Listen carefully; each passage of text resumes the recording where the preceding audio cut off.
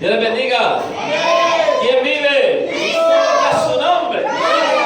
Toda la gloria sea nuestro Salvador. Amén. Bueno, grande y maravilloso es nuestro Dios. ¿Cuánto lo creen? Amén. Un Dios maravilloso que usted y yo tenemos, que nos ama, que nos bendice y que ahí está en todo tiempo y en todo momento, porque Él nos quiere siempre llevar de su mano. Amén. Él es bueno y grande en misericordia. Hermanos, no olvidemos estar orando por todos y cada uno de nuestros hermanos que están en necesidad, los hermanos que están enfermos, todos los que están pasando por situaciones difíciles, y oremos por la iglesia, hermanos. Por esta iglesia, por la iglesia a nivel general, la Iglesia Universal de Jesucristo, y oremos por todos y cada uno de nuestros hermanos y pastores de las diferentes sedes que tenemos en el ministerio Cristo Rompe las Cadenas. Amén. Todos nuestros hermanos en cada uno de aquellos lugares donde hay una sede de Cristo Rompe las Cadenas, igualmente la sede en Estados Unidos, en Miami, el pastor Jordi y la iglesia en ese lugar, nuestros hermanos, aquellos hermanos que hacen parte del ministerio, la hermana Consuelo Rivas, que es la directora del instituto, el hermano Vallardo Córdoba, que también es una persona que está al servicio del Señor. Oremos por toda la iglesia en ese lugar, los hermanos en Nicaragua, en el Ecuador, por todos nuestros hermanos aquí en Colombia, los hermanos en Río Negro, el pastor Héctor, el pastor Ignacio en Prado Centro, y estemos orando por nuestros hermanos en San Juan de Urabá, el pastor Alejandro, el hermano Oscar y toda su familia, la iglesia en ese lugar. Que el Señor siga orando. Hay luchas, pero Dios es grande, bueno y maravilloso. Amén. Y asimismo saludamos a todos los hermanos en ese lugar. Ahora me llamaba un jovencito que conocimos en el último viaje a San Juan, que estuvo pues conmigo pasando un rato. Se llama Libardo. La verdad, él me llama, hablamos un ratico, pero es alguien muy especial. Y ahorita hablábamos de la posibilidad que de pronto él pueda venir en diciembre, y le dije, bueno, vamos a orar por eso. Vamos a estar orando por eso y que el Señor lo traiga y que Él pueda venir y gozarse con nosotros aquí en Medellín. Amén. Porque Dios es bueno y grande en misericordia. Así que sigamos orando, mis amados hermanos, y que el Señor siga moviéndose conforme a su misericordia. Amén. Vamos entonces a continuar en esta noche con el mensaje que habíamos dejado pendiente. Ese mensaje que vimos acerca del apóstol Pablo. Vamos entonces en esta hora a tocar la segunda parte del mensaje, la verdadera conversión. Y para ello vamos a ir entonces a la palabra del Señor. Vamos a ir al libro de los Hechos y vamos a estar leyendo el capítulo 9 del versículo 1 en adelante. Amén. Hechos capítulo 9 y leemos del versículo 1 en adelante. Amén. Y vamos a dar lectura a la palabra del Señor en esta hora en el nombre del Padre. A Él damos gloria en este lugar. En el nombre del Hijo, nuestro maravilloso y glorioso Salvador Jesucristo. A Él sea la gloria. Y bajo la dirección de su santo, glorioso y maravilloso Espíritu que está en la iglesia, Dios Padre, Hijo y Espíritu Santo, damos gloria y la iglesia dice amén. Vamos a leer la palabra del Señor con todo entendimiento. Amén.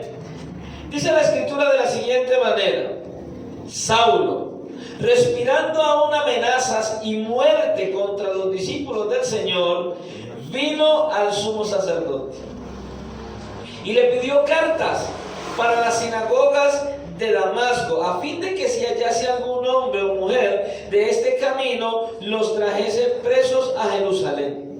Mas yendo por el camino, aconteció que al llegar cerca de Damasco, repentinamente lo rodeó un resplandor de luz del cielo.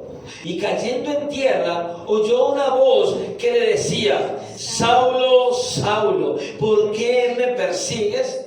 Él dijo: ¿quién eres, Señor? Y le dijo: yo soy Jesús, a quien tú persigues. Dura cosa te es dar coces contra el aguijón. Él, temblando y temeroso, dijo: Señor, ¿qué quieres que yo haga? Y el Señor le dijo: levántate y entra en la ciudad, y se te dirá lo que debes hacer. Y los hombres que iban con Saulo se pararon atónitos, oyendo a la verdad la voz, mas sin ver a nadie. Entonces Saulo se levantó de tierra y abriendo los ojos no veía a nadie. Así que llevándole por la mano le metieron en Damasco, donde estuvo 3 días sin ver y no comió ni bebió. Había entonces en Damasco un discípulo llamado Ananías, a quien el Señor dijo en visión: Ananías. Y él respondió: heme aquí, Señor. Y el Señor le dijo: levántate y ve a la calle que se llama Derecha y busca en casa de Judas a uno llamado Saulo de Tarso, porque he aquí él ora. Y ha visto en visión a un varón llamado Ananías que entra y le pone las manos encima para que recobre la vista.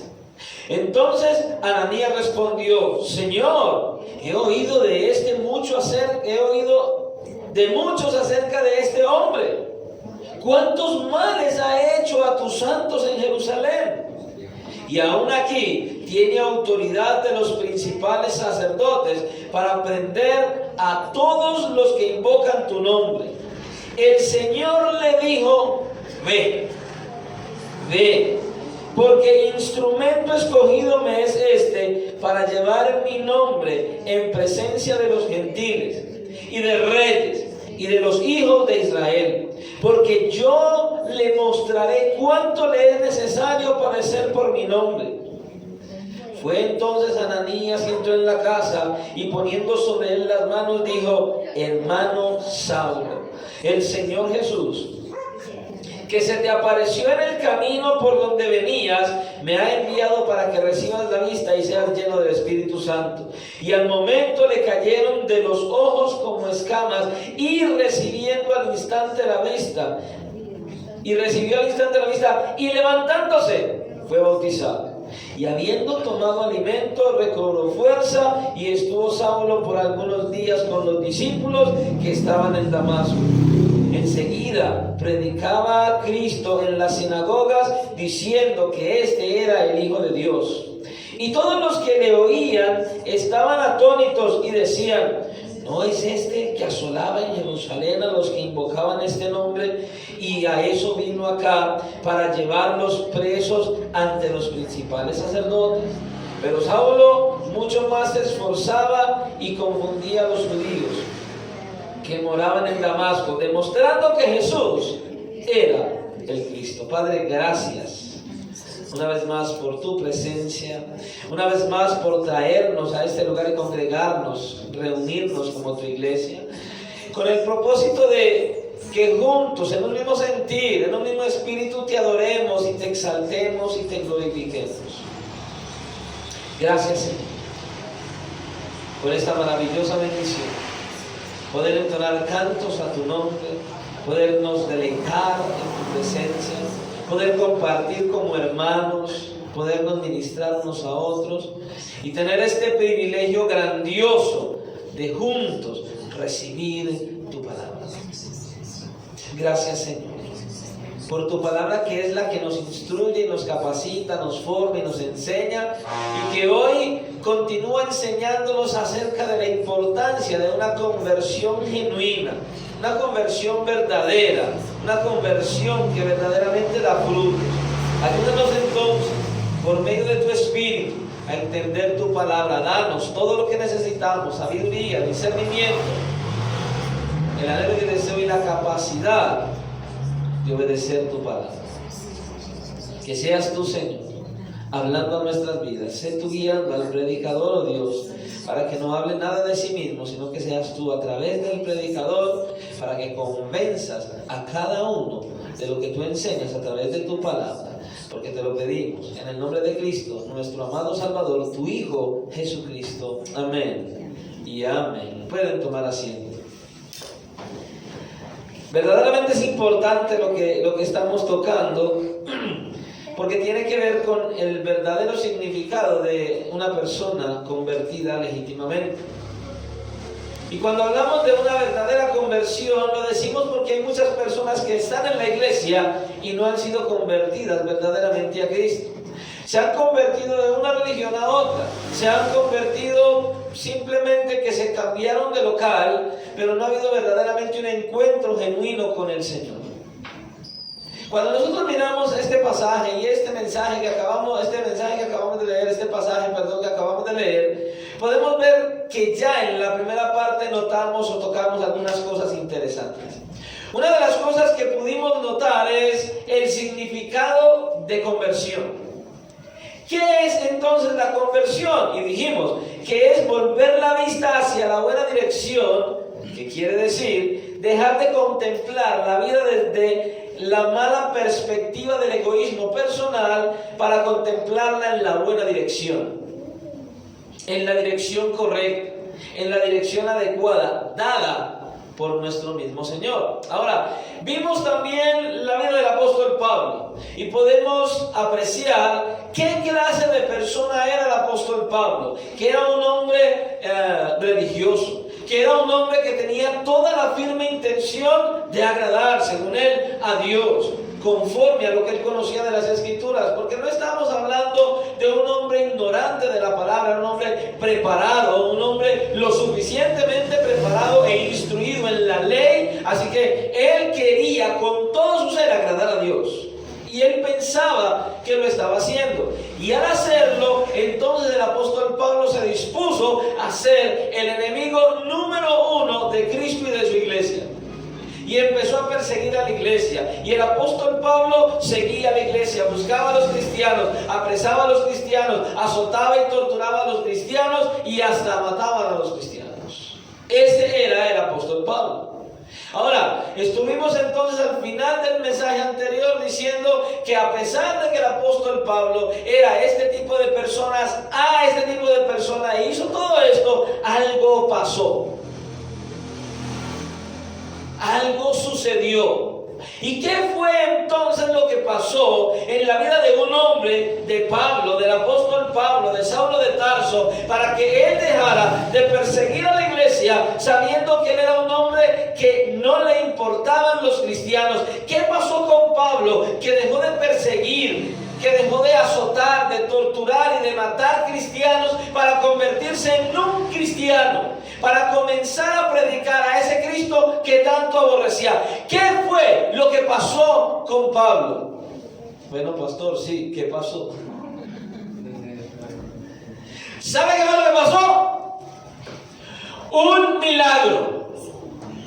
Pastor, sí. Pero ¿cómo así? Sí, un milagro. Lo que pasó con Pablo fue un milagro. Lo que aconteció con Saulo de Tarso fue un milagro. ¿Sabe cuál es el milagro? Sí, pastor, se convirtió a Cristo. No. Ese no fue el milagro principal. ¿Sabe cuál fue el milagro principal? Que fue Dios quien tomó la iniciativa para convertir a Pablo. No fue Pablo quien vino a Damasco a buscar encontrarse con Cristo. No, fue Cristo quien tomó la determinación de venir. Él tomó la iniciativa, él tomó la decisión de venir a encontrar a Pablo. Y a usted y a mí. El milagro no solo le ocurrió a Pablo. Usted y yo hoy estamos caminando porque Él ha venido a encontrarnos. Pero vamos a mirar si verdaderamente hemos tenido ese encuentro con Él o no. Pero no ya. Dios tomó la decisión, Dios tomó la iniciativa de buscar a Pablo.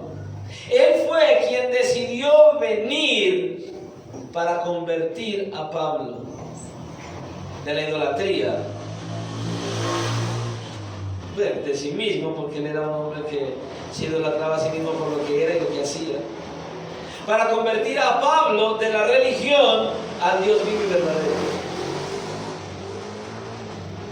Él tomó la decisión. Ahora escuche, la Escritura nos muestra que Él tomó la decisión de venir a Pablo, pero también a todos y cada uno de los que Él determinó venir a salvar. Romanos capítulo 5 y versículo 8 nos muestra y nos enseña cómo el apóstol Pablo mismo dice: mas Dios muestra su amor para con nosotros en que, siendo aún pecadores, Cristo murió por nosotros. Pero también vemos al apóstol Juan en su primera carta hablando acerca de que él toma la decisión. Primera de Juan, capítulo 4 y versículo 10, el apóstol Juan dice: en esto consiste el amor, no en que nosotros hayamos amado a Dios, sino en que Él nos amó a nosotros y envió a su Hijo en propiciación por nuestros pecados. Él envió a su Hijo para que fuera su Hijo quien apaciguara su ira por nuestros pecados. ¿Cómo la apaciguó? Yendo a la cruz del Calvario, recibiendo nuestros pecados en la cruz, y Dios el Padre descargando toda la ira contra su propio Hijo para salvarnos a nosotros. Y 2 de Corintios 4, capítulo 4 y versículo 6, el apóstol Pablo mismo dice: porque Dios, que mandó que de las tinieblas resplandeciera la luz, es el que resplandeció en nuestros corazones para iluminación del conocimiento de la gloria de Dios en la faz de Jesucristo. Escuche, la conversión siempre se produce como consecuencia de una iniciativa divina, no del hombre. Usted y yo no venimos a Cristo. Yo he oído testimonio de muchas personas que dicen: yo desde muy jovencito buscaba al Señor, pero yo no lo encontraba. No, eso no es así. No hay nadie en esta tierra que desde muy jovencito buscara al Señor. Tal vez a otro Señor, tal vez la religión, tal vez otras cosas, pero es el mismo Señor quien toma la determinación de venir a buscar al hombre. Es la conversión un motivo de Dios y no del hombre. El hombre no quiere a Dios. El hombre no busca a Dios. No hay quien busque a Dios, dice la Escritura. Bueno, no hay ninguno, solo uno, y es Dios. No hay quien busque a Dios. Dios vino a buscar al hombre. Si nosotros miramos en este pasaje, vemos que el Señor Jesucristo inició el encuentro que terminó con la conversión de Saulo de Tarso. Y entonces Saulo no tuvo reparo, incluso él mismo, en admitir que él no hizo nada en lo absoluto para que él fuera merecedor de la salvación. Por el contrario, en sus propias palabras, él afirmó esto: ser el peor de los pecadores. Pablo admitió eso. Nadie puede jactarse de la salvación como algo que haya logrado por sí mismo. Yo vine a Cristo. No, usted no vino a Cristo, ni yo tampoco. Cristo vino a nosotros. Él vino a buscarnos a nosotros. Ninguno de nosotros somos merecedores de nada, ni hemos hecho nada para ganarnos la salvación. El apóstol Pablo dice: no por obras para que nadie se gloríe. Ahora, en el caso de Pablo, la iniciativa de Dios divina se materializó por medio del llamamiento del mismo Señor. El mismo Señor le hizo este llamamiento camino a Damasco. Usted nota lo que dice: Saulo, Saulo. Yo me imagino que este llamamiento condujo a Pablo, como era un estudioso de las Escrituras, era un estudioso de los libros de la ley y de todo el Antiguo Testamento, un conocedor profundo del Antiguo Testamento. Yo me imagino que a Pablo esto lo hizo mirar hacia atrás y poder mirar cómo Dios de esa manera es que ha llamado a aquellos que llamó por un propósito específico. Si usted mira desde Génesis capítulo 22, en el versículo 11, él llama a Abraham. Él siempre ha llamado a ciertos siervos suyos con propósito específico y ha hecho el énfasis, como lo hizo con Pablo: Saulo, Saulo. Eso lo debió conducir a él a mirar hacia atrás en los pasajes en los cuales el Señor llamaba a sus siervos así: Moisés, Moisés. O cuando llamó a Samuel, Samuel, Samuel, que nosotros pudiéramos ser igual que Samuel. Habla, Señor, que tu siervo oye. Pero no, Samuel, Samuel, Samuel, Samuel. ¿Ah?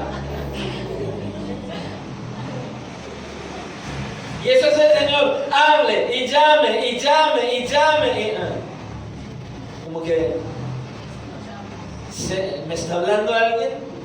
Sí, te está hablando el Señor cada vez que hablas la Escritura. Te está hablando el Señor y te está llamando el Señor cada vez que vienes a la iglesia. Él te habla siempre. Siempre. ¿Cuál es el problema? No queremos escuchar. Pero a este hombre el Señor lo llamó. Y al mirar este llamamiento del Señor a Pablo, lo vemos con un llamamiento con propósito. Y ahora, Pablo mirando hacia atrás, como el Señor llamaba, a esto le añadimos la luz del cielo, ese resplandor que sobrepasaba el resplandor del sol en mediodía. Tenemos que ver que ahí estaba la manifestación del Señor, que una vez se había manifestado desde el cielo para llamar a esos hombres de la antigüedad. Él mismo. ¿Se acuerda cuando salió a llamar a Moisés? ¿Desde dónde le habló? Desde una zarza ardiente. Ahí estaba el ejemplo. Ahora, no podemos saber con exactitud qué pasaba por la mente de Saulo en ese instante, en el que vio ese resplandor y escuchó esa voz. Pero no sería difícil imaginar que él recordaría probablemente la revelación gloriosa que tuvo el Señor hacia Moisés en esa zarza. Lo más probable es que él se acordó de tal cosa. Pero el golpe más fuerte todavía faltaba por llegar para Saulo. ¿Sí? Ahora, escuche, él se dirigió a ese que le habló y le dijo, Señor. Le dijo, Señor. Ahora, Pablo estaba pensando no en Cristo. Pablo estaba pensando en el Dios de Israel. Cuando él habló, dijo, Dios me habló. Pero él no estaba pensando en Cristo, en aquel que vino a la tierra y que había sido crucificado y que murió y que resucitó. No. Él en su mente tenía al Dios de Israel, al Adonai del pueblo de Israel, y por eso él le dijo, Señor, al Dios del Antiguo Testamento. Pero mayor fue su sorpresa que cuando se enteró que aquel a quien había llamado Adonai, el Señor, era Cristo. Cuán grande fue la sorpresa de Pablo, a quien él consideraba como un ser indigno y un Mesías impostor. ¿Se da cuenta? Pablo estaba convencido que Jesús de Nazaret estaba muerto y enterrado, y ahora comprendió que no era verdad, no era así, puesto que se le había aparecido resucitado y con toda su gloria. Escuche, los apóstoles lo vieron, los discípulos caminaron con él, solo 3 de ellos lo vieron en la transfiguración. Ahora el apóstol Pablo viene camino a Damasco con la intención de buscar cristianos, con la intención de apresarlos, con la intención de azotarlos, con la intención de matarlos, y Cristo se le aparece, escuche, en todo el resplandor de su gloria. Algo maravilloso. Algo glorioso. Fue un encuentro inmensamente glorioso. Entonces el apóstol Pablo se dio cuenta que las palabras que Esteban había dicho antes de morir eran absolutamente ciertas. Hechos capítulo 7, versículo 56. ¿Qué fue lo que dijo Esteban?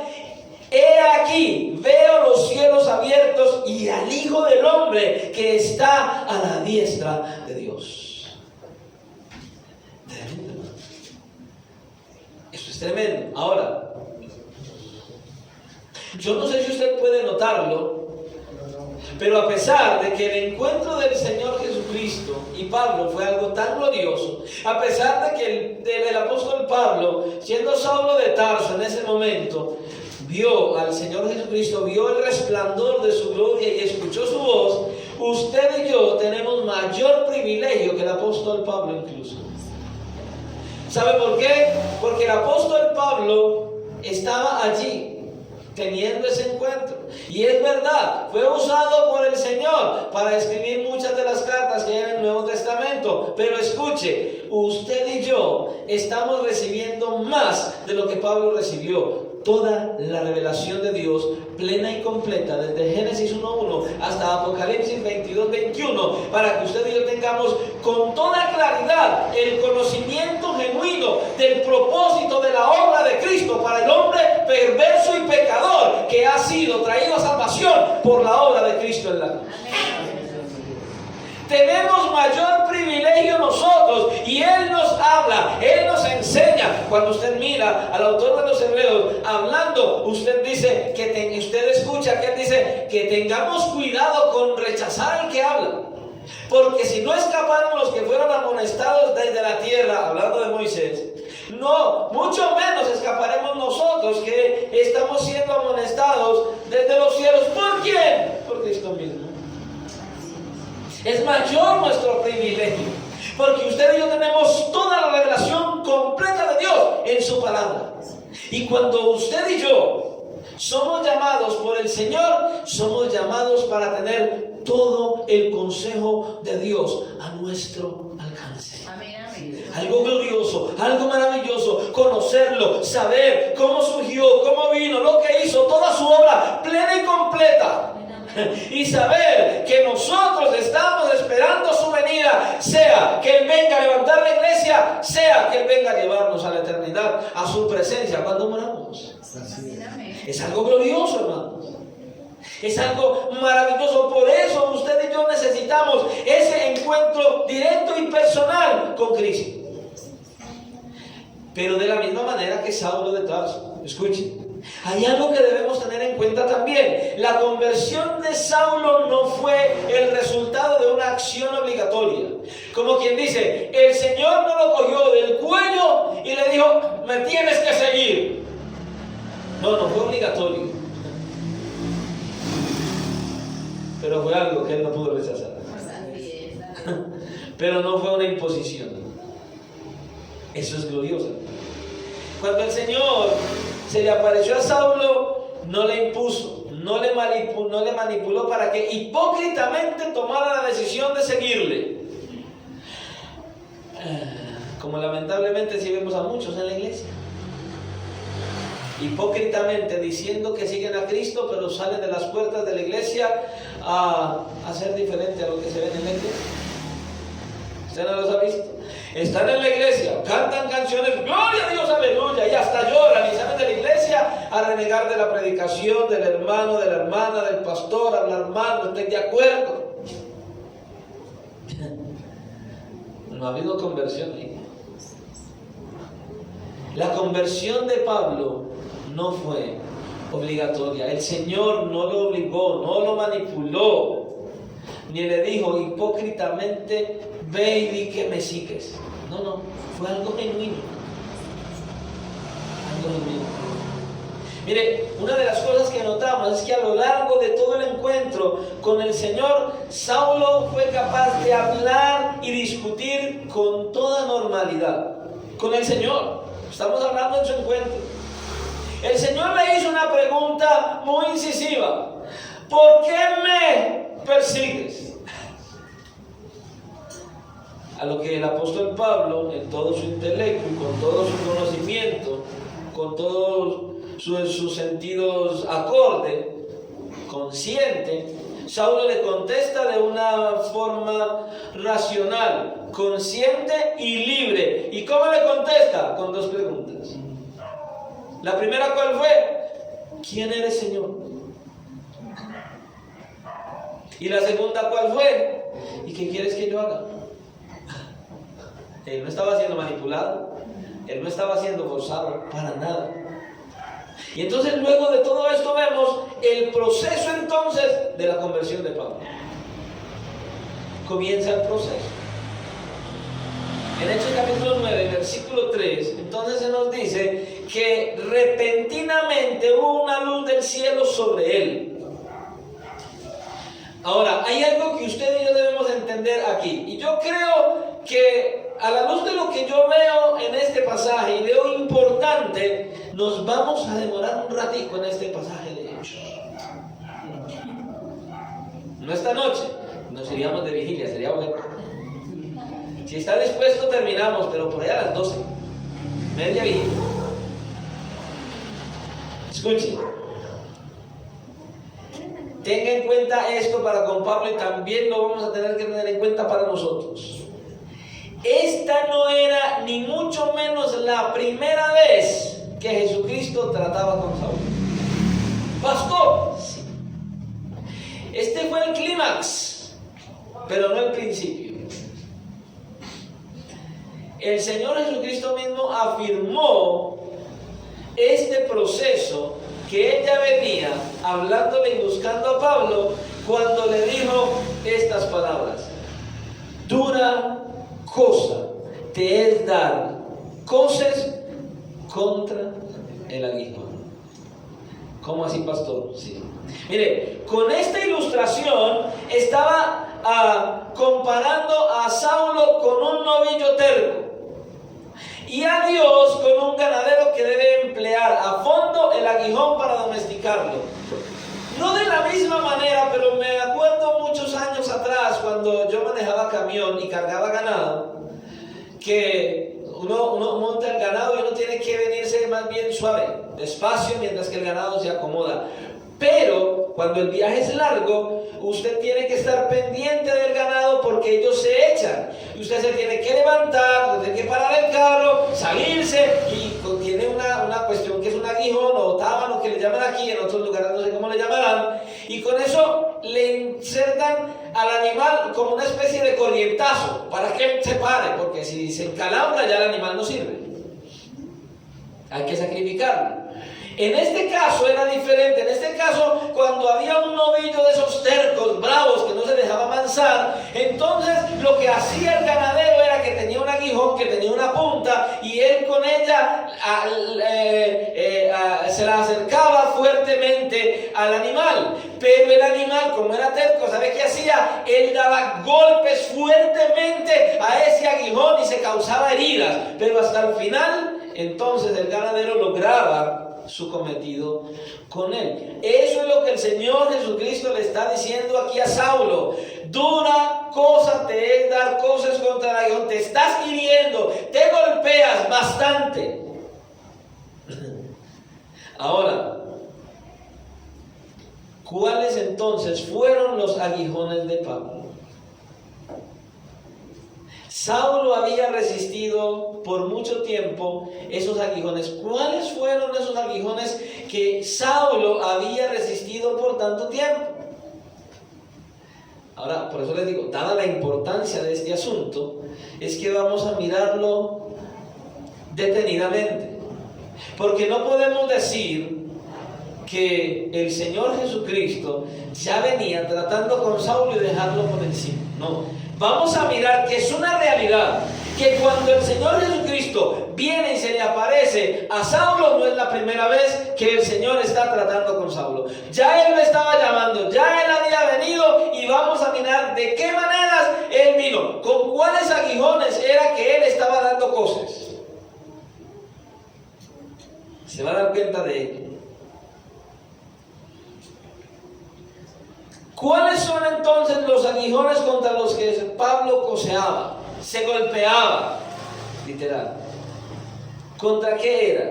Escuchen. Ese ganadero entonces llevaba una vara que terminaba en una aguda punta de hierro que servía para hacer andar al animal, para hacerlo cambiar de dirección o para hacerlo parar. De esa manera lo controlaban. Entonces, si el animal era rebelde, entonces se golpeaba contra el aguijón, lastimándose y enfureciéndose por causa de las heridas que recibía. Se enojaba más. Así estaba Pablo. Este era el vivo retrato de lo que hacía tiempo le estaba ocurriendo a Saulo. Exactamente lo mismo. ¿Cuáles entonces eran estos aguijones en la vida de Saulo? Pues el primero de estos aguijones era su propia conciencia. su propia conciencia. Y usted va a ir mirando a medida que vemos esto, su propia conversión y su propio acercamiento al Señor y cómo Él estaba tratando con usted antes de que viniera y conmigo también. Su propia conciencia. Escuche, aparentemente Pablo era una persona sin tacha. Hebreo de hebreos, ante la ley irreprensible, como quien dice, o como decimos nosotros aquí, paisa de pura cepa para que sepa. Era un hebreo de hebreo. No había ni una medio señal de que hubiera alguna infiltración o alguna mezcla. No, él era judío y era hebreo legítimo. Legítimo de los legítimos. Pero escuchen, él aparentemente era una persona sin tacha. Pero cuando él escribió incluso a los filipenses, explica cómo se veía a sí mismo en aquella época. Él dice en Filipenses 3:6, en cuanto a la justicia que es en la ley, irreprensible. Mejor dicho, poquito me falta para tener alas e irme al cielo. Más o menos. Sin embargo, el mismo apóstol Pablo, ya escribiendo a los romanos, confiesa que aunque su vida exterior era intachable, la ley le consideraba, ¿sabe por qué? Por un pecado que él tenía interno, su codicia. Era un pecado interno del corazón y lo vemos cuando él habla en Romanos capítulo 7, en los versículos del 7 al 9, y él habla que la ley lo que hizo fue exponer esa codicia que él tenía en su corazón. Eso tenía él. Ahora, de modo que como el apóstol Pablo no tenía la conciencia en paz, por supuesto, no tenía tampoco la certeza, la seguridad del perdón. Obviamente. Sabía que la ley le condenaba y su conciencia era entonces, en este sentido, un aguijón. Era un aguijón, estaba ahí. Porque él sabía que a pesar de que por fuera le decía a la gente que estaba muy bien, él sabía que por dentro no estaba bien. Y usted y yo sabemos si estamos bien o no estamos bien. Ahora, ¿cuál era ese otro aguijón con el cual Pablo se golpeaba? La propia existencia de la iglesia. La iglesia misma era ese otro aguijón con el cual él se golpeaba. Mire, cuando el Señor Jesucristo murió en la cruz y sus discípulos huyeron atemorizados, todo indicaba que se acabó el cristianismo. Esta secta se murió. Muerto el líder, acabada la secta. Era lo que ellos pensaban. Sin embargo, escuchen, la venida del Espíritu Santo puso en evidencia que Cristo verdaderamente había resucitado, que no se quedó en la tumba, que verdaderamente se levantó de entre los muertos, y la conversión, escuchen, de miles de judíos en Jerusalén dio vuelco a la radical situación que se estaba presentando. ¿Cuál? Muchos judíos definitivamente estaban abandonando la religión para seguir a Jesús. Para seguir a Jesús. Además, los apóstoles hacían milagros, señales y prodigios en el nombre de Jesús. O sea, Jesús está vivo.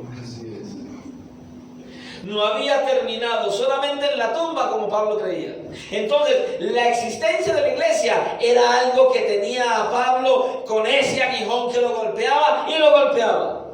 Ahora, por otro lado, el buen testimonio de la iglesia, cuidándose los unos a los otros, velando las necesidades de los unos por los otros, de todos sus miembros, y la determinación con la que muchos de ellos mantenían su profesión de fe en medio de la persecución, no les importaba que los persiguieran, ellos seguían firmes, ellos seguían adelante, a pesar de que los perseguían. Eso era algo que generaba muchas dudas en la mente de Saulo y también en muchos de los religiosos de esa época. En aquel momento, escuche, ¿qué explicación se podía dar a todo esto sin dejar por fuera que realmente era Jesús quien había resucitado, que seguía vivo y que era el que sostenía la iglesia? Porque seamos sinceros, los apóstoles y los discípulos y todos los que se convirtieron a Cristo no iban a permitir la persecución ni aún ir a la cárcel, ser azotados e ir a la muerte si fuera una mentira que Cristo hubiera resucitado. Así es. Y esto era algo que estaba golpeando duramente a Saulo de Tarso. Ellos seguían firmes en su fe, a pesar de las situaciones y las dificultades. ¿Cuál era otro de esos aguijones? La predicación de Esteban.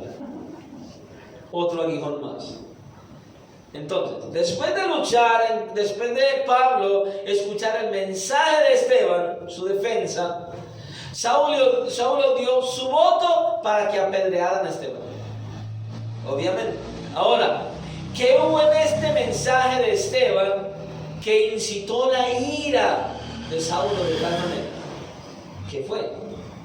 Escuche, la defensa de Esteban giró en torno a la relación de la naciente fe cristiana con el judaísmo tradicional. Él empezó a colocar todo eso en mente. Ahora, escuche esto. ¿Qué fue lo que conmocionó a Pablo y que lo condujo a que se levantara en ira y que consintiera el apedreamiento de Esteban? Escuche esto. Mientras que Saulo admiraba las glorias del templo situado en el lugar donde por siglos el Señor había sido adorado, ¿qué hacía Esteban? Esteban insistía en que Dios no moraba en templos hechos de manos, de la misma manera en que lo había reconocido Salomón. Eso es lo que él estaba haciendo. Ahora, que no moraba en templos hechos de manos, sino que de hecho se había manifestado a lo largo de la historia en distintos lugares, muchas veces fuera de las fronteras de Israel. Él moraba en todas partes, y no solamente en un templo. Por otro lado, Saulo insistía en la necesidad del ritual de la circuncisión. Pero Esteban, ¿qué hizo? Demostró que Dios dio promesas a Abraham mucho tiempo antes de la circuncisión. Esto Pablo como que no lo soportaba. Para Saulo entonces, Jesús no podía ser el Mesías escogido por Dios, puesto que no había sido reconocido por los líderes religiosos de su época. Pero entonces, ¿qué hizo Esteban? Demostró que desde el mismo comienzo de la nación judía, escuche, los padres se habían opuesto con violencia a cada iniciativa de Dios. Entonces, José fue vendido por sus hermanos. ¿Por qué? Por cerdo. Moisés fue desechado por sus hermanos como libertador. Y todos los profetas fueron perseguidos por los líderes de la nación. Como quien dice, el que ellos no lo acepten no es problema, porque desde la antigüedad están rechazando todas las intervenciones de Dios. Así es. Y él salió a la defensa. Saulo señalaba que la venida del Mesías sería un acontecimiento glorioso. ¿Pero qué dijo Esteban? Esteban citó a Moisés, los profetas y los salmos para mostrar que el Cristo tenía que padecer. Oiga, qué cosa tan impresionante. Ahora va viendo usted porque es que Saulo estaba como airado con Esteban. ¿Se está dando cuenta? Escuche, para Saulo nadie podía tomar el lugar de Moisés y la ley. Pero Esteban citó al mismo Moisés cuando afirmaba que el Señor Dios levantaría un profeta más grande que él mismo. Así es. Como quien dice, Saulo, te dejo sin argumentos. No tienes cómo. Oiga, citando las mismas escrituras. Ahora escuche, aunque en ese momento Esteban no podía imaginarlo, él acababa de sembrar la semilla más importante en el peor opositor de la iglesia, que se iba a convertir en el mayor defensor de la misma iglesia que perseguía y aborrecía. Hermano, por Dios, por eso es tan importante que usted y yo tengamos en mente y en corazón las escrituras, que usted y yo las citemos, que cuando hablemos con las personas, hablemos con argumentos bíblicos, no con los nuestros, que hablemos Biblia, que les enseñemos la escritura. Y cuando usted y yo hacemos eso, estamos sembrando la palabra del Señor en esas mentes, en esos corazones, y a su momento va a dar fruto, como lo dio en Saulo de Tarso. Pero escuche, Saulo no pudo acallar la voz de Esteban. Pero esos argumentos bíblicos expuestos por Esteban seguramente siguieron redundando y perturbando la mente de Saulo por mucho tiempo. Pero entonces no solamente la predicación de Esteban fue ese otro aguijón, viene otro más. ¿Cuál? La muerte de Esteban mismo. Su propia muerte fue otro aguijón. Ahora, si la exposición de Esteban había aguijoneado a Saulo con dureza, la forma en que murió no lo hizo menos. ¿Usted ve cómo murió él? Después de esa vigorosa defensa ante el Sanedrín, Esteban, siendo apedreado, mire lo que hace. Pide perdón al Señor por aquellos que lo estaban apedreando. Y dice que su rostro se iluminó como la faz de un ángel. Tremendo. Y dijo que Esteban estaba contemplando a Jesucristo a la diestra de Dios. Eso debió haber perturbado al apóstol, a Saulo de Tarso en ese instante. Otro aguijón. Escuche, aquella luz en el rostro de Esteban, su mirada que evidenciaba que estaba viendo la gloria del Señor.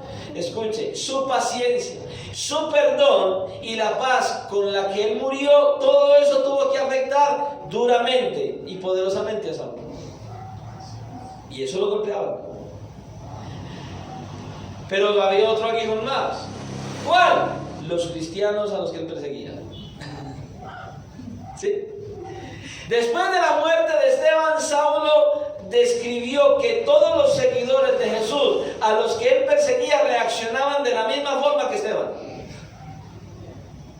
Como cuando Nerón.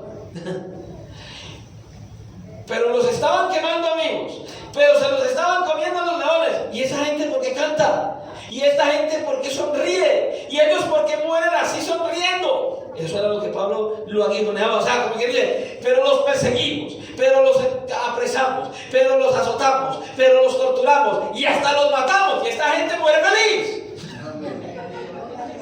¿Qué es lo que está pasando aquí? Eso era un aguijón fuerte para él. Era como si le rodease un poder sobrenatural que les daba valor para mantener sus convicciones aún al precio de dar sus propias vidas. Hermano, eso es un convertido. Verdaderamente. Seguramente Pablo se preguntaba cómo podían ser estas personas enemigas de Dios si manifestaban esta pureza y amor. ¿Cómo podía ser todo esto una obra de las tinieblas? ¿Cómo podían sufrir de este modo y al mismo tiempo tener una paz que ni él mismo tenía? Todo esto tenía que golpear a Pablo. Seguramente Pablo no podía encajar todo esto, él como que no le cuadraba nada de esto. Y mientras tanto su conciencia seguía siendo aguijoneada. Y viene otro aguijón más. ¿Cuál era el otro aguijón? Lo que él sabía acerca de Jesús de Nazaret. Porque la fama del Señor Jesucristo se extendió por todo lugar, por todas partes. Todo el mundo hablaba acerca de quién era Jesús. Y aunque Saulo consideraba a Jesús de Nazaret como un impostor, sin embargo, toda la información que él tenía acerca de Jesús y de su obra y de su vida le resultaba inquietante, probablemente. Escuche, había cientos de personas que todavía estaban vivas y que podían decir a ciencia cierta: Jesús me sanó, Jesús sacó demonios, Jesús levantó muertos. Todo acerca de Jesús él no pudo escuchar. También acerca de la belleza y la autoridad de sus enseñanzas, su compasión de servir a los pobres, la amabilidad de su carácter, pero esencialmente el testimonio de muchos que afirmaban haberlo visto vivo después de su muerte. Eso tenía que ser un aguijón grande para él. Toda esta evidencia era demasiado contundente como para rechazarla completamente. Y escuche, es muy probable que el fanatismo con el que Saulo estaba actuando fuera de, de una forma de comprender o de mirar sus dudas. Él actuaba en un fanatismo, pero ese fanatismo que él tenía con el cual él perseguía a la iglesia no calmaba las dudas que tenía. No podía. Su mente se hallaba en medio de un torbellino y entonces él violentamente se golpeaba contra el aguijón de Jesús. Por eso él se lo dice. Pero no solo Pablo coseaba contra el aguijón, no solo Pablo se golpeaba contra el aguijón. Yo no sé usted, pero yo después de un tiempo me di cuenta que yo también. Yo también. Nosotros también. Ya vimos los aguijones de Pablo. Vamos a mirar los de nosotros. Escuche, entonces ya vemos con toda claridad que cuando el Señor se le aparece no es la primera vez que él ha tratado con Pablo. Ya había otras evidencias con las cuales el Señor estaba llamando a Saulo. Ese fue el clímax, pero ya él venía tratando con Saulo de Tarso. ¿Sabe? Saulo de Tarso, el perseguidor de la iglesia, se convirtió en un perseguido por Jesús. Mientras que él perseguía a la iglesia, Jesús perseguía a Saulo. Saulo perseguía a la iglesia con la intención de destruir la iglesia. Cristo perseguía a Saulo con la intención de volverlo iglesia. De convertirlo a Cristo. Y que la iglesia siguiera avanzando. Pregunta, ¿lo logró o no? Entonces, ¿hay alguien que pueda en contra de la soberanía de Dios? Entonces no pelees contra la soberanía de Dios. Si Dios te llamó, si Dios te dijo ven, si Dios te ha hecho un llamado, si Dios te llamó a servir, si Dios te llamó a hacer algo en su obra, si Dios te ha llamado para salvación, no rechaces, porque como Pablo, a él lo llamó y cumplió su propósito, va a cumplir su propósito con tu aprobación o sin ella. Entonces, ¿para qué peleas? Entonces, ¿para qué rechazas? Deja de estarte golpeando contra el aguijón. Él ya te llamó. Veamos entonces nuestra propia experiencia. La experiencia de Pablo no es única, no es solo. En cierto sentido es seguro que en algún momento de nuestras vidas nosotros también hemos sentido el aguijón y el llamado del Señor Jesucristo. Aun cuando quizás hayamos reconocido tarde que era Él, como yo. Sí. Cuando yo estaba sin Cristo, yo le huía a Cristo. Yo corría de Cristo. Yo era espantado de Cristo. Los cristianos me buscaban. Cristo te ama, yo me burlaba de ellos. Me citaban la Biblia. Hicieron muchas cosas para llamarme y yo siempre huí.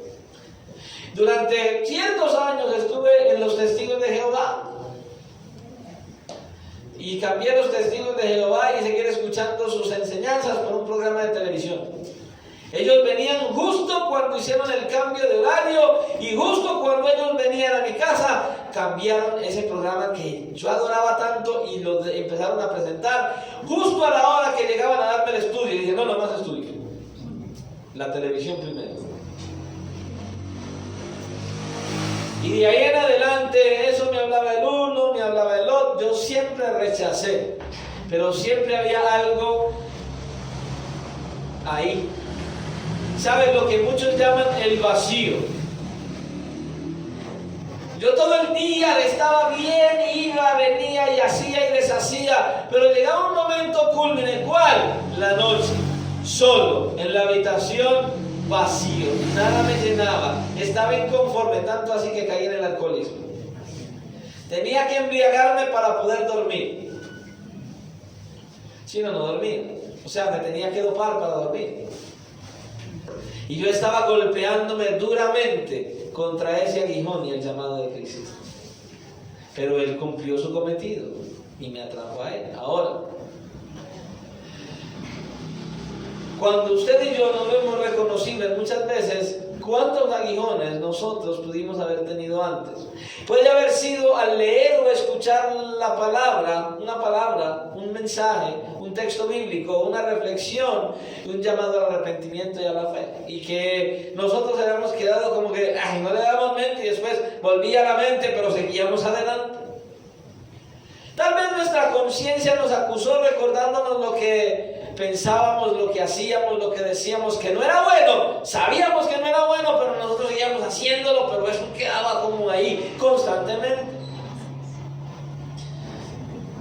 Quizás nos hemos llegado a sentir vacíos, deprimidos, sin encontrar sentido a nuestra vida, aunque quizás lo tuviéramos todo. Ahí es donde yo le hablaba.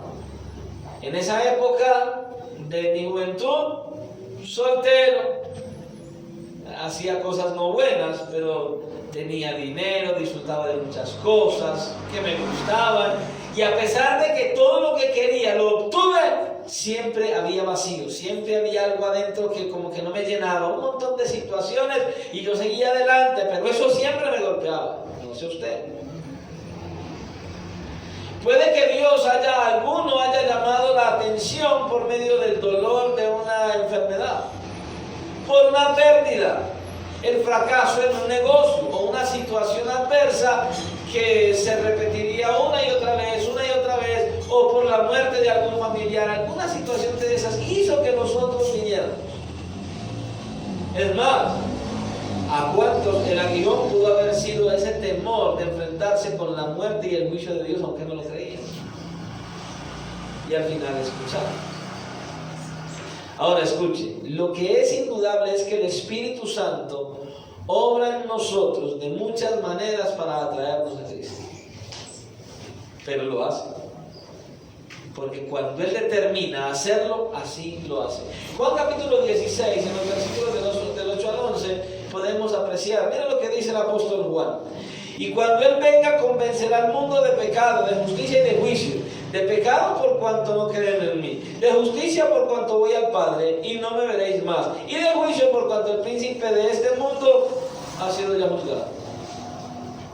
Él actúa, Él se mueve y Él vino a eso. Entonces, escucha, al igual que con Saulo, Dios hará todo lo que haga falta para colocarnos en un punto de absoluta dependencia de Él. Ojo, no obligados, pero queramos o no, lo vamos a hacer. La soberanía de Dios y la responsabilidad del hombre. Dios determina, nosotros decimos sí. Y no bajo presión, no. Con libertad, con gozo y con alegría.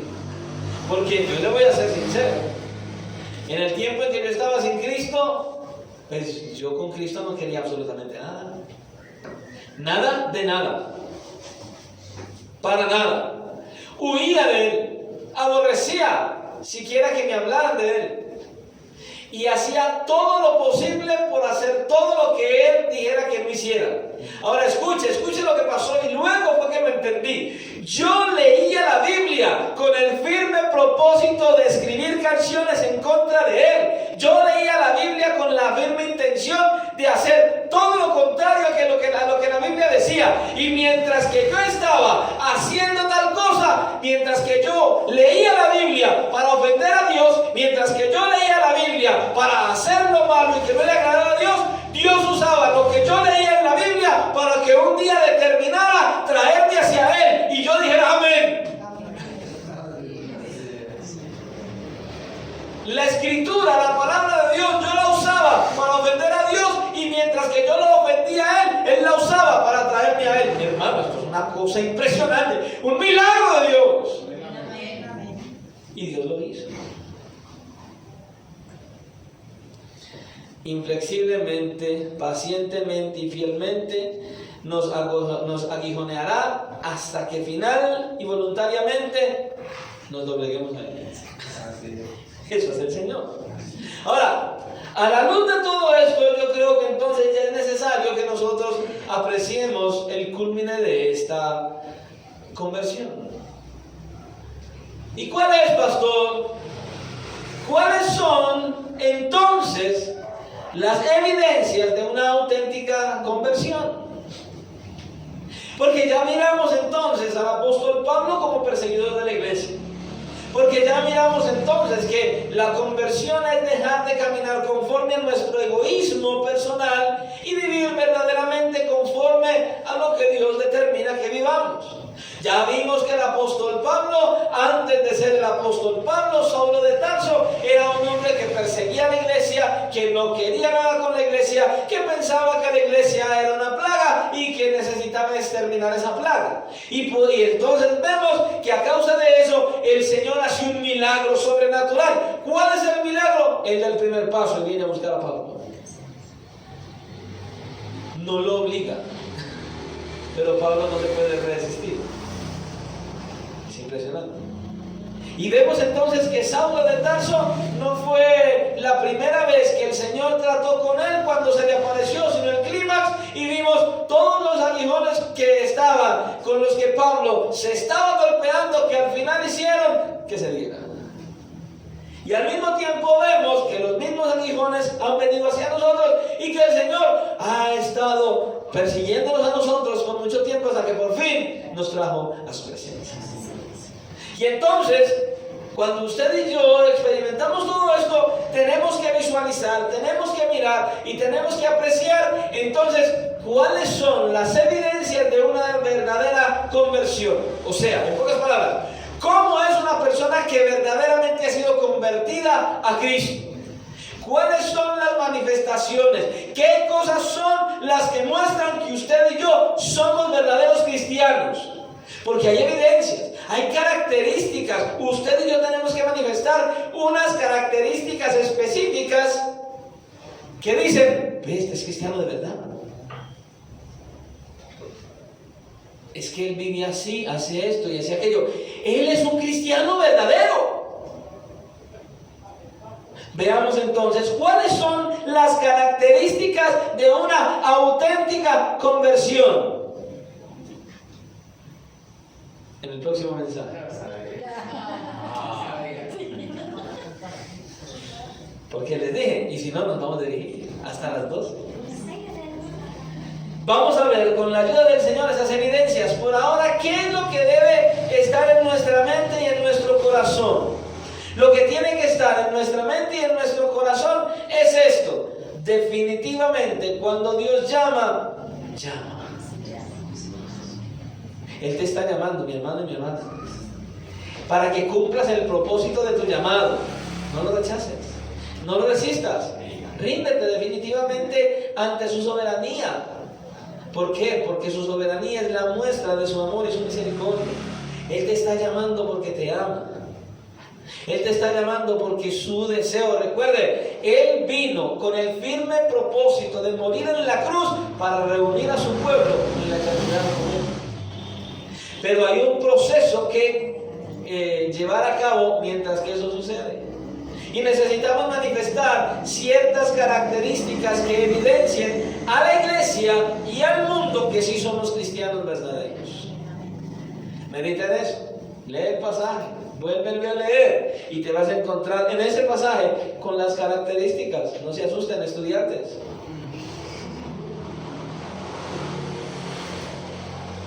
Puede venir en cualquier momento este pasaje. Pero ya hay tela cortada entonces. El pastor empieza con sus cositas. Pidamos al Señor, mis hermanos, que nosotros sigamos adelante, firmes. Que dejemos de golpearnos contra el aguijón que cedamos ante su gracia y su misericordia. Escuchen, Él nos ama. Nos quiere bendecir. Viene tras nosotros y nosotros parece como corriendo de Él. Yo estoy seguro de lo que le voy a decir. Si alguien viene, se para a una distancia como de aquí a allá a la puerta y le dice: Alonso, tengo aquí 50 millones de pesos para que los gastes en lo que quieras, pero me tienes que alcanzar. Mi hermano, más se demora en decir en alcanzar que está corriendo detrás. Pero el Señor nos dice: mírame, aquí estoy yo, como el premio que tú necesitas para entrar al reino de los cielos. Lo único que tienes que hacer es seguirme. Bueno, Señor. Lo único que tienes que hacer es seguirme. Ven, Señor. No corre. ¿Por qué no corre? No son 50 millones. Pero algo sí le aseguro. Yo prefiero seguirlo a él que los 50 millones. Los 50 millones los recibes, te los gastas o inviertes, pero un día te vas a morir y no te los llevas, mientras que a Él mismo te lleva a la eternidad. Sigamos al Señor, escuchemos su voz, escuchemos su llamado. ¿Y sabes cuál es el fruto? La eternidad con Cristo. Que el Señor nos siga ayudando a identificar su llamado y a seguirle con gozo y con alegría. Y medite, ahí donde usted está, lea, ahí le voy a dejar la tarea. Lea el pasaje, estudie el pasaje y busque las características. Ahí están. Ahí están. Solo que lea. Ahí están. Ahí están, mis hermanos. Oremos al Señor. Amado Dios y Padre Santo, te damos la honra, la gloria y la alabanza y te damos gracias, Dios mío, por este tiempo, por la oportunidad que nos da de estar en este lugar, de poder venir, de congregarnos como la iglesia de Jesucristo y poder, Señor, recibir de tu bendita palabra. Señor, por favor, instrúyenos, guíanos, fórmanos. Síguenos capacitando de tal manera que nosotros entendamos cuán glorioso y maravilloso es tu llamado. Que verdaderamente necesitamos tener ese encuentro personal con nuestro Salvador para ser cambiados, transformados, renovados, para conducirnos a hacer tu voluntad. Señor, necesitamos convertirnos legítimamente en verdaderos adoradores del Dios vivo, en verdaderos siervos de Jesucristo para la gloria de tu gran nombre. Ayúdanos a entender, ayúdanos a recibir tu palabra, ayúdanos a visualizar este ejemplo del apóstol Pablo, de cómo ese encuentro maravilloso lo condujo a ser un verdadero siervo para la gloria de tu nombre, y que nosotros a la luz y con el ejemplo de Pablo, Señor, seamos animados y conducidos a querer ser siervos para tu gloria. Que seas tú obrando en nuestras vidas a través de tu santo, glorioso y maravilloso Espíritu. Señor, en tus manos nos encomendamos hoy y te rogamos que asimismo nos lleves en tu bendición, en tu victoria hacia nuestros hogares, y que podamos seguir meditando y reflexionando y buscando cuáles son esas características que como cristianos deberíamos tener, que en este pasaje tú nos muestras. Gracias, Señor, por mis hermanos, mis hermanas, por cada uno de aquellos que pueda recibir este mensaje. Bendice a todos y cada uno conforme a tu propósito, y que podamos seguir dando honra, gloria y honor a tu nombre, porque te lo pedimos en el nombre de Cristo Jesús y te damos gracias. Amén.